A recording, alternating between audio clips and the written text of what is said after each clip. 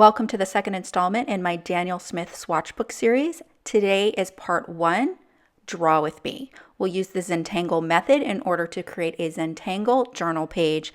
In part 2, I'll swatch Daniel Smith Yellow Ochre with 29 of my other Daniel Smith paints so that you can see those mixtures. For part 3, you can vote whether or not you want to see the Copic coloring of the 2 cards on the left or the watercolor of the card on the right. Last time you guys requested a stamp set. Hang with me to the end because I have a stamp set that's now on sale.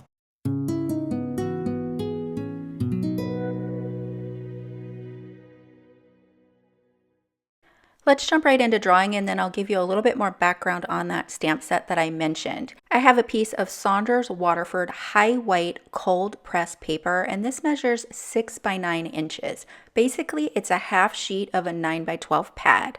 I wanted to come up with a size that you'd be able to run through your home printer pretty easily and also not have a whole bunch of waste of your watercolor paper. We'll talk more about that later. Here I have a Zentangle pencil. Any regular pencil will do. I'm going to start by adding a dot to each corner of my page. I'll go ahead and connect those dots because I want to keep a nice, about a 1/4 inch border around this journal page. Next thing I'll do is decide on the orientation. I ultimately decided to make this a landscape. Now, I will say I really enjoyed the longer, more narrow landscape version of the journal that I was working in last time. And I did cut a piece of watercolor paper in half lengthwise, but I felt a little restricted with how narrow that was from top to bottom when I was working on that page. So I decided to go with this orientation. I'm using a Sakura Micron 01 pen, and the first pattern I'm going to start with is called Verve. As always, I'll have a link to the original pattern source down below. So you start with this S shape. Now, I decided that I would use this S shape repeatedly in different patterns on today's journal page, and that's often something that I'll do if I'm practicing a new pattern, as I like to use that pattern in different ways and different orientations, different styles. And so we'll do that over and over. We're going to be using Verve and Dragon Air, like a hybrid of Dragon Air. That way you can get used to this type of stroke. The S stroke is one of my favorites. There's dots, lines, F's, C curves, and if you can do those, you can really Zentangle. There's just very, very basic strokes that brings Zentangle together and brings it to life. This pattern that I'm doing now is Flux, and I'm putting an aura around it or an outline, parallel line around that. I like to have an aura around a lot of my images because it separates it from the pattern next to it. It's also going to help separate it from the background. Now remember, this page is going to be used to swatch watercolors. So if I have a outline around my pattern, then that's going to leave a little bit of white space and it's going to help separate these Zentangle compositions from all of that bright watercoloring that we're going to do. What I'm doing here is just adding some weight to the lines. I like to have a lot of high contrast in my patterns, a mix of white space and that high contrast black. So rounding corners and adding weight to a lot of the lines is something that I do quite often. I think it really adds a lot of impact to your patterns and it's very simple to do. If at any time you feel like this video is too fast or too slow, you can change the speed of the YouTube video. Just use that little gear icon setting that's down in the right-hand corner of your video and you can go ahead and change the speed of your video. If you feel like I'm getting too chatty, because some people like to Zentangle in total peace, then just go ahead and mute me. That's totally okay as well. While I add to this cluster, let me tell you why I switched to a piece of watercolor paper instead of a journal. The main reason was because I wanted to make a stamp set out of this. That would be really hard to do if I did this in a journal. Much easier for me to scan a piece of paper in rather than a journal book. especially if it's spanning more than one page. You'd have that big crease in the center. So that's why I've switched to an individual piece of paper versus working in a journal for these, because so many of you guys really wanted a stamp set to go along with this. A lot of you like to watch the drawing, but maybe don't feel confident in drawing it. I still highly encourage you to try these patterns, learn these patterns. But of course, like if you're just not interested in that and you want the stamp set, I've got you covered. So that's why I switched to a piece of paper. Some of you may remember that I struggled with the sizing on my journal book last time around. I was using a moleskin watercolor book. And for any of you guys who are still wanting to do these pages directly in a journal, the majority of people recommended an Etchr watercolor journal. So do be sure to check that out. It's ETCHR. That seems to be the most highly rated of all of the viewers that I had, and people that left comments was the Etchr journal. So check that out. This pattern, just adding these little circles, I use those all the time for filler. That's called tipple. And it's great to just fill in those spaces. And then what I also do is I round the corners of those. Any kind of little empty gaps, you can see I'm just filling that in with some black ink. So I decided to add a little bit of a Dragonair hybrid here. So I'm turning Dragonair into almost like a palm frond, or, you know, a large leaf, kind of like a tropical leaf going on over here. And again, we're with this S pattern here where you just are using that S shape to connect these dots. Cadent is another pattern that also uses this S shape, and it's one of my favorites. I just love, I don't know, there's something really relaxing and pleasing about that S shape and connecting the dots. So here I'm just turning it into these little leaves that we've got going on here. Later in this video, I'll adapt this same S-stroke and hybrid pattern to create flowers, and then also a little nest for some eggs. So just kind of experimenting with different ways that you can use this same pattern. And I highly encourage you to do that. You know, pick one pattern and get to know it, get really intimate and comfortable with it by using it in different ways. I want to thank you guys for your patience in me getting this video out. I know it's been a long time since my last installment of the Daniel Smith Swatch Book series, and it really was because of a few things. First and foremost, I took February completely off of my design teams because I had a wicked flare up with my health. I have Hashimoto's thyroiditis, and it just hit me hard. So I took February off for some self-care, and it took a while for me to start feeling like myself again. After that, I needed to figure out how to add e-commerce to my site and how to create a stamp set and how to use Illustrator. There were so many things behind the scene that had to go into making a stamp set and trying to sell it and kind of meet the needs of your requests, because you guys highly requested it. And so I'm super excited to be able to offer a stamp set for this. I'm starting off with a digital set, and that's what's on sale right now.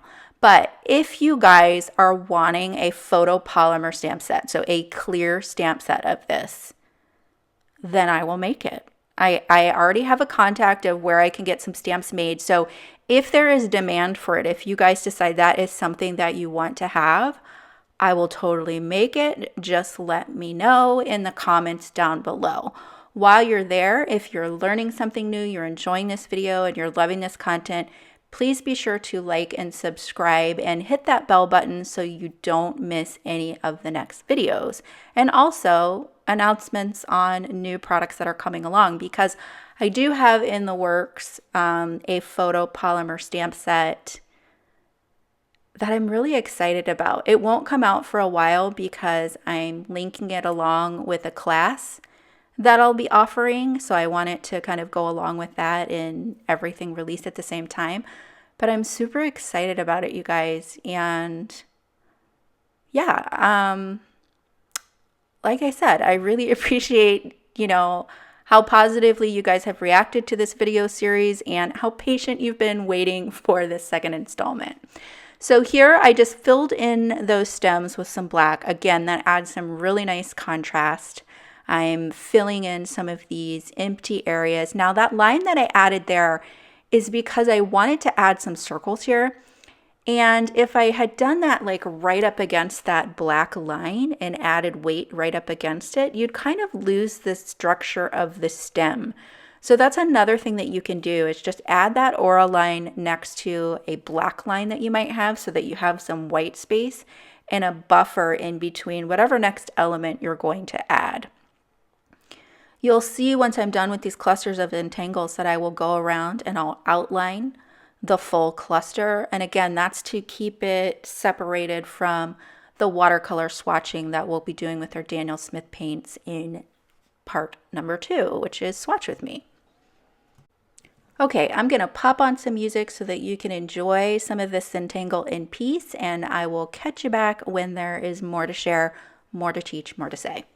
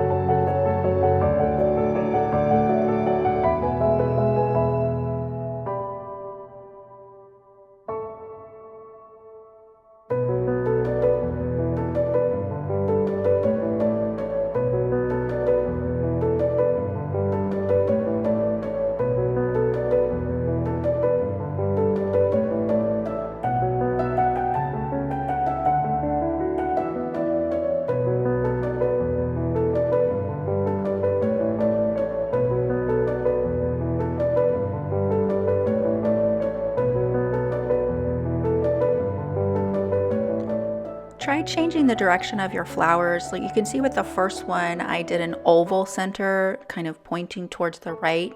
With this one, I'm going to create the flower head on, so I'm using a circle for the center, and all of the little dotted lines that come off of it will be the same size. Whereas in the first flower, I made the little petals in the front shorter to create some foreshortening and perspective.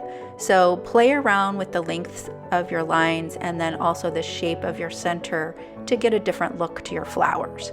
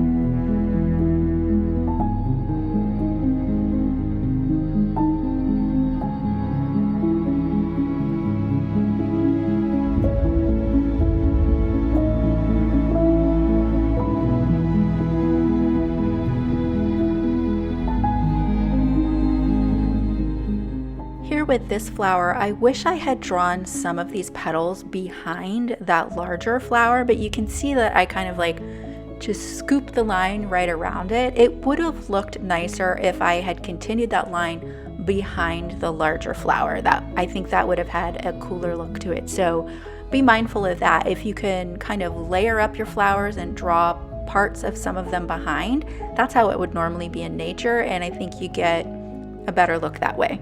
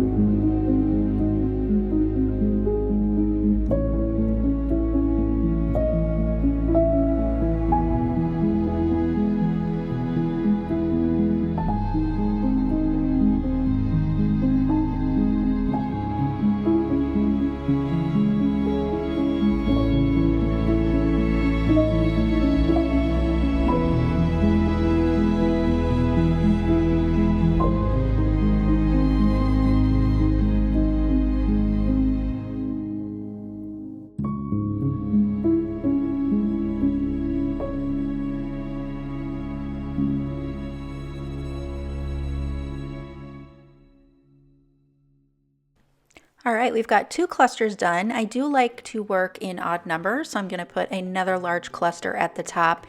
This one was really fun, and I actually had a lot of fun turning this into a digital stamp. So I took this particular cluster and mirrored it and created a repeating background pattern for an A2 size card. So in the digital stamp set, you're going to have the Zentangle journal layout with 30 different swatch color cells, and then also without, so that you can customize it, because you might not have 30 paints to swatch. You might have 12 or 24, or maybe you have more than 30 and you need a different number of swatch cells, so you can customize that. I also have the individual clusters as digital stamps, and then I have 3 A2 size card panels that you can print off and 5 different sentiments. So again, I'll show you these at the end of the video, so stick with me through that. But I had a lot of fun with this particular cluster here.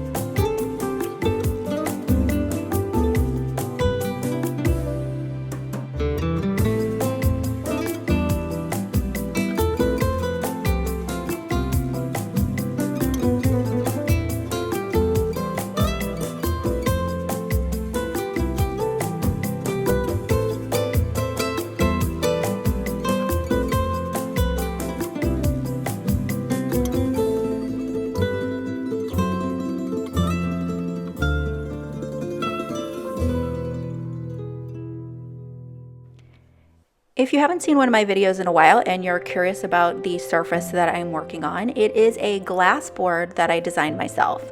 You can purchase this board or a blank white board with a soft gray grid over on glassboardstudio.com.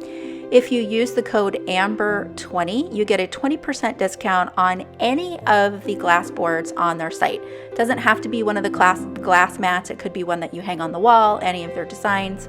You get 20% off your order with AMBER20. So be sure to check that out. I'll link a video in the top right-hand corner that introduces the board and then also shows the magnetic properties of the board as well. And if you have a particular request for a board or a particular pattern, do let me know. You can message me through Instagram or you can email me at amber@notableink.com.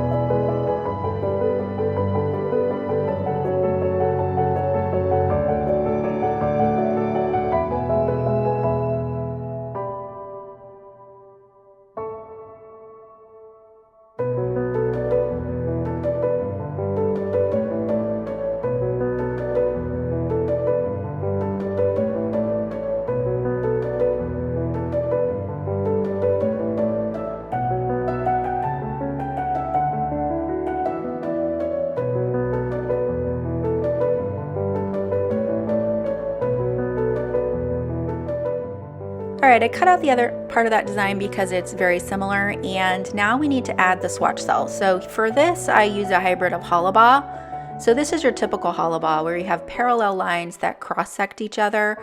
When I do it, I like to have a curve to the end of my hollowbah lines there, and for my swatch cells, they don't end up intersecting. So you can see that that little curved corner allows me to create these triangles. So when you're creating your swatch cells, it's much easier to create them with these parallel lines with the curved ends than it is to draw triangles that are adjacent to each other but not touching. Do you know what I mean? So just create these like little bracket lines and it'll be so much easier for you. So before I add those swatch cells, I'm just going to outline these patterns just like you saw me do with the pattern up above.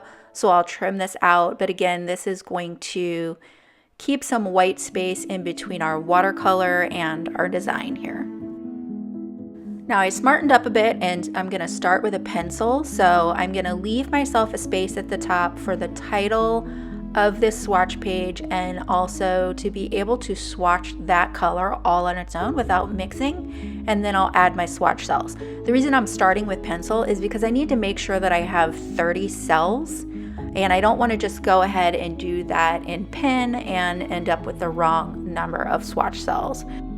I'll show you a couple more so that you get the hang of it, so that if you're using the blank 6x9 stamp set with just the clusters of Zentangle, you can add your swatch cells on your own and be confident about it. And then we will move on to adding just a little bit of a weighted line in the corners here. So I'm just rounding the corners of the triangles that I have. So all of those curved lines you can see made these triangular swatch cells, and you want them to be large enough so that you can mix two different watercolor colors together in that swatch cell, and so that the colors can mix on the page.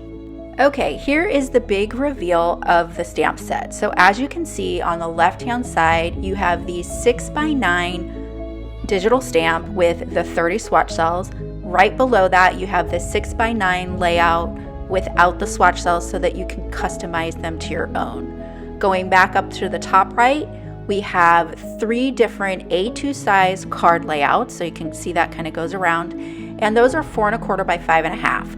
Those 5 images are PDFs. That means that they're vector images so that you can resize them without losing any quality to the images. Then I also have the 3 individual Tangle stamps, and those are ping images. Both the A2 card layouts and the individual Zentangle clusters have a transparent background and a white fill on the Zentangle elements. That means that you can drop in a digital pattern paper in the back of your image and not have to color in the background, which is great. And I'll show you some examples of that in just a second. And then we also have 5 sentiments. Here's a close-up of the sentiments. I kind of went with more of a Zentangle theme and some of the things that I think about when I draw with Zentangle. And then I also have some standard sentiments as well. These also have a transparent background. There are 13 high-resolution images, and I have a link to the product down below. Here is the swatch page that we're going to do in part 2, which is Swatch with Me. Here I watercolored that background panel stamp, which was that element at the top that I kind of mirrored and then put together. For the last 2 card layouts, I Copic colored them and also used a digital paper background so that I wouldn't have to color the background. So I wanted to make this digital stamp available for you guys that don't want to draw, so that you have it before the swatch video comes out next week. Here's one last look at that stamp set. Again, I'll have it linked down below, and it will be on sale this week. So if you're interested, I would love it if you swung by my website and checked it out. Thanks so much for joining me today, you guys. I hope you enjoyed this video. If you did, give me a thumbs up down below and be sure to subscribe so you don't miss the next installment. Thanks so much for watching.